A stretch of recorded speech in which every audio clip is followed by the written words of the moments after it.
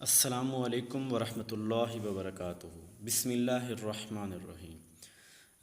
दोस्त आप आज जिस टॉपिक पे हम बात करने जा रहे हैं वो है डिस्क्रिप्टिव रिसर्च। डिस्क्रिप्टिव रिसर्च जैसा कि नाम से ही शो है कि डिस्क्रिप्टिव डिस्क्राइब करना, बयान करना किसी चीज़ को। तो इस रिसर्च के हवाले से हम आज देखते हैं कि डिस्क्रिप्टिव रिसर्च वो रिसर्च होती है जिसमें हम किसी करंट इशूज़ को के ऊपर रिसर्च कर रहे होते हैं, यानी कोई एग्जिस्टिंग प्रॉब्लम है उसके ऊपर हम रिसर्च कर रहे होते हैं। और या इसको हम कह सकते हैं कि किसी जो हाइपोथेसिस है उसको हम जो टेस्ट कर रहे होते हैं। अब लफ्ज़ हाइपोथेसिस आया तो आप पूछेंगे कि हाइपोथेसिस क्या होता है। तो हाइपोथेसिस देखें कि जब किसी भी मामले में किसी भी प्रॉब्लम के हवाले से कोई प्रेडिक्शन दी जाती है कि ये इसका जो है ना फाइनल रिज़ल्ट ये हो सकता है, तो जो हम रिसर्च करने से पहले उसके मुतालिक एक राय देते हैं, प्रेडिक्शन करते हैं, प्रेडिक्ट करते हैं, तो उसे हाइपोथेसिस कहते हैं। और किसी भी हाइपोथेसिस को जज करना, हाइपोथेसिस को टेस्ट करना, उसके ऊपर रिसर्च करना, किसी करंट जो मसला है उसके ऊपर रिसर्च करना, उसे डिस्क्रिप्टिव रिसर्च कहते हैं। डिस्क्रिप्टिव रिसर्च जो है ये कंसर्न होता है, इसका ताल्लुक होता है एटीट्यूड पे होता है, ओपिनियन होता है, डेमोग्राफिक इंफॉर्मेशन, कंडीशन, प्रोसीजर, यानी जिस मामले के ऊपर हम रिसर्च कर रहे हैं उस मामले में हम लोगों की राय लेते हैं, लोगों का जो है ना वो रवैया देखते हैं, लोग हम वहाँ की जो है डेमोग्राफिक इंफॉर्मेशन वगैरह देख रहे होते हैं, कंडीशन जो हालात हैं, जो प्रोसीजर तरीक़ाकार है हम वो देख रहे होते हैं। रिसर्च करने के जो तरीके हैं उसमें एक क्वेश्चनियर और सर्वे मेथड है, यानी हम इसमें क्वेश्चनियर होता है हमारे पास जिससे हम जो है वो जज कर रहे हैं, आंसर ले रहे होते हैं। अब क्वेश्चनियर की टाइप होती हैं ओपन एंडेड और क्लोज एंडेड। यानी ओपन एंडेड ये होता है कि जिसमें हम लोगों को हमने सवाल दिया है और लोग जो हैं उसका हमें डिटेल से तफसीलन जवाब दे रहे हैं, वो होगा क्वेश्चनियर। और अगर जिसमें क्लोज एंडेड ये होगा कि जिसमें हमने लिमिट कर दिया हुआ है, जैसे पॉइंट दे दिए एमसीक्यूज टाइप कि ये फ़लाँ ये बेहतर है, ये उस्ताद कैसा है, तो ये बेहतर है, बहुत बेहतर है, बेहतर नहीं है, यानी जिसमें हमने एक पॉइंट दे दिया तो वो क्लोज एंडेड क्वेश्चनियर हो गया। इसके अलावा हम इसमें इंटरव्यू कंडक्ट कर रहे होते हैं, ऑब्जर्वेशन कर रहे होते हैं, ये डिस्क्रिप्टिव रिसर्च में जो है ना वो हमें स्टेप्स को याद रखना होगा। मैं यहीं पे इनको एक्सप्लेन कर देता हूँ। जिस काम को आप जिस इशू के ऊपर आप रिसर्च करने जा रहे हैं, तो सबसे पहला काम जो आपने करना है रिसर्च करने से पहले आपको प्रॉब्लम को आइडेंटिफाई करना है कि प्रॉब्लम है क्या, यानी मैं किस मसले को हल करने जा रहा हूँ, किस मसले के ऊपर रिसर्च करने जा रहा हूँ। जैसे मैं कहता हूँ कि low literacy rate in district फ़लाँ एंड तहसील फ़लाँ। अब तो केस स्टडी मेरा हो गया कि फ़लाँ तहसील में लिटरेसी रेट कम क्यों है, मैंने एक जो है ना वो प्रॉब्लम को यहाँ आइडेंटिफाई कर लिया। हाँ, ये बात याद रखिए, जैसे मैं पहले हिस्टोरिकल रिसर्च में भी कहा था कि आपका प्रॉब्लम जो है वो क्लियर होना चाहिए, वो स्टेटमेंट से समझ आना चाहिए, सफिशिएंट डाटा होना चाहिए। यानी ये ना हो कि अब मैं कह देता हूँ कि education literacy rate problem in Pakistan या इन द वर्ल्ड, तो ये जो ब्रॉडर टर्म हो जाएगी इसके ऊपर रिसर्च करना जो है ना वो मुश्किल हो जाएगा। तो डिस्क्रिप्टिव से करंट किया तो हम इसमें जो है ना जैसे तहसील का ले लेंगे, तहसील लेवल पे ले लेंगे, विलेज लेवल पे ले लेंगे, डिस्ट्रिक्ट लेवल पे ले लेंगे कि इसमें यह मसला क्यों है।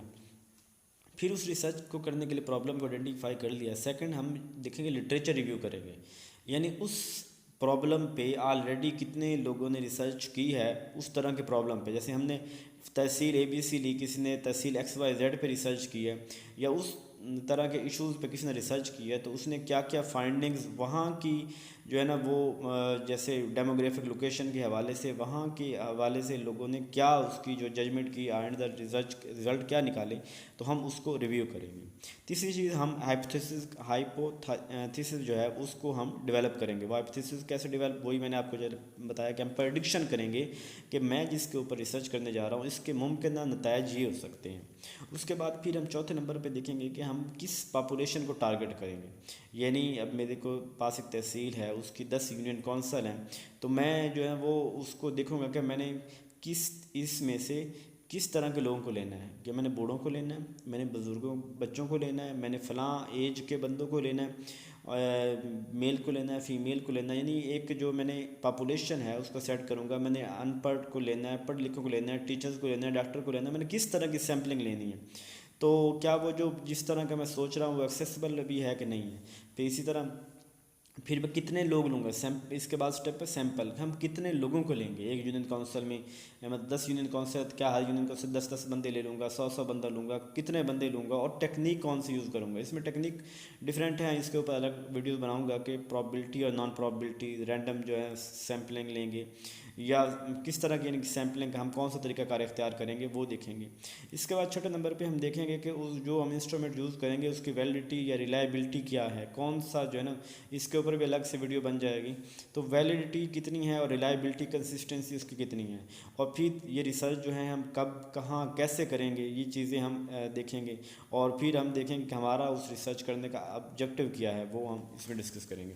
जो सातवीं चीज़ है वो है पायलट टेस्टिंग। मतलब पायलट टेस्टिंग को पहले देख लेते हैं कि पायलट टेस्टिंग ये होती है कि किसी भी काम को मुकम्मल करने, मतलब करने से पहले हम उसके समाल जो है ना वो पहले यानी काम कर लेते हैं उससे। ये मिसाल के तो 10 यूनियन काउंसिल हैं, उनमें मैंने रिसर्च करनी है एक तहसील की, तो मैं उसमें एक यूनियन काउंसिल के एक छोटे से पार्ट पे अपना वो रिसर्च अप्लाई करता हूँ। जो मेथड मैंने ओवरऑल अप्लाई करना है, वहाँ से जो फाइंडिंग्स लेता हूँ तो मैं देखता हूँ कि क्या ये मेरी जो डिज़ायर के मुताबिक काम इससे चल जाएगा या ये ठीक, मैं रिसर्च ठीक रास्ते की तरफ जा रहा हूँ, तो वो जो है वो पायलट टेस्टिंग हो जाएगी। काम को शुरू करने से पहले जो करना, जैसे इसको मिसाल दूसरे लफ्ज़ों में देखोगे, एक कंपनी जो है उसने कोई मशीन बनाई है और वो मशीन को मार्केट में लॉन्च करने से पहले, मार्केट में भेजने से पहले वो उसे किसी एक ख़ास जगह पे वो उसको चेक करेंगे, उसको लॉन्च करेंगे और वहाँ पे देखेंगे कि वो इसके रिज़ल्ट देखेंगे कि वो जो है कामयाब हो गई है, तो फिर उसको जनरलाइज करेंगे। जैसे वैक्सीन है तो उसका पहले ट्रायल करेंगे और फिर उनको ऑब्ज़र्व करेंगे, और जब वो देखेंगे कि सक्सेसफुल रही है तो फिर उसको, तो पहले ऐसे एक रिसर्च करनी है। और रिसर्च पे इतना टाइम, इतना वक्त, सब कुछ लगेगा, तो पैसा वगैरह लगेगा, तो उससे बेहतर है कि हम पहले थोड़े से लोगों पे कर लें, तो जब हम उसकी फाइंडिंग सक्सेसफुल रहें तो फिर हम उसको जनरलाइज हम बड़े लेवल पे अप्लाई करें। फिर उसके बाद जो 8वें नंबर पे हम जो डाटा हम इस रिसर्च के ज़रिए कलेक्ट करेंगे उसको एनालाइज करेंगे कि उसमें जो मतलब वो फाइंडिंग्स जो हैं वो कैसी हैं, क्या क्या जो है हमें इसमें नताइज मिले हैं। फिर हम इंटरप्रेट करेंगे कि इस मसले को ओवरकम कैसे किया जा सकता है, क्या यानी हम उसके एक सोल्यूशन की तरफ जाएंगे। और उसके बाद जो है वो हम रिपोर्ट राइटिंग एंड पे हम उसको जो है ना उसकी रिपोर्ट दे देंगे। और इसकी मिसाल जैसे कोई हम कह सकते हैं कि सेकंड ग्रेड टीचर जो है वो कितना स्पेंड जो है ना वो टाइम स्पेंड करता है अपना, फ्री बैठता है, या कितना टाइम वो अपने क्लास में स्पेंड करता है। इस तरह की यानी केस स्टडी लेवल पे देख रहे हो, हम देख रहे हैं किसी ख़ास एरिया में लिटरेसी रेट लो क्यों है। इसके दूसरा है जो है सर्वे रिसर्च।